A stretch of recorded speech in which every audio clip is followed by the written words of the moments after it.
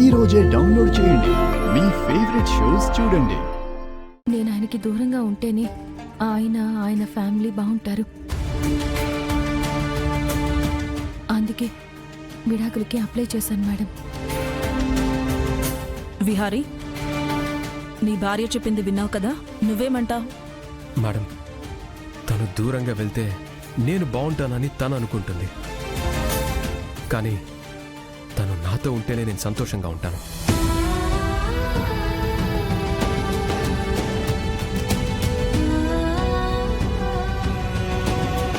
విహారీ గారు, నేను మీతో ఉంటే మీ ఫ్యామిలీ మీకు దూరం అయిపోతారు.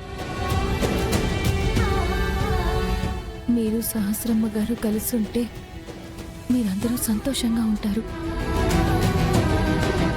సహస్ర ఎవరు? నేను చెప్తాను మేడం. అసలేం జరిగిందంటే,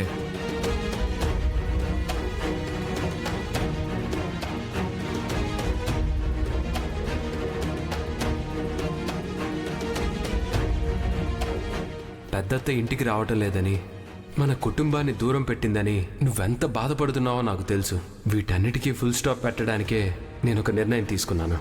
నేను మా అత్తయ్య కూతుర్ని పెళ్లి చేసుకోవాలని డిసైడ్ అయ్యానమ్మా. ఇట్స్ మై ప్రామిస్ నానమ్మా.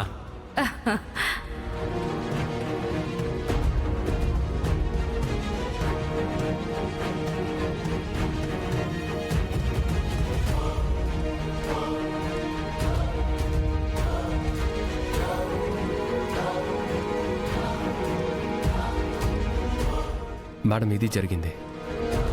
ఒకడి మోసం వల్ల ఒక బంధం ఏర్పడితే ఒక ప్రాణం పోతుందని మరో బంధంలోకి నువ్వు వెళ్లాల్సొచ్చింది. బహుభార్యత్వం చట్ట ప్రకారం నేరం, కానీ ఇవి నువ్వు కావాలని చేసుకున్న పెళ్లిళ్ళు కావు. మేడం, ఈ సమస్యకి సొల్యూషన్ ఆయన నాకు విడాకులు ఇచ్చేస్తే సరిపోతుంది. లేదు మేడం, నేను తనకి విడాకులు ఇవ్వలేను. ఎందుకంటే తనంటే నాకు ఇష్టం. మీరు నా మెళ్ళో తాళి ఆ రోజు ఇష్టంతో కట్టారా?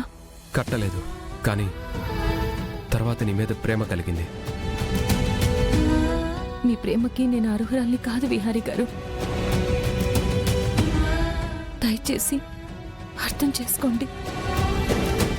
ఇప్పుడు మీరు డివోర్స్కి ఒప్పుకుంటే ఇంకా జీవితంలో ఏ సమస్య, ఏ కష్టం ఉండదు.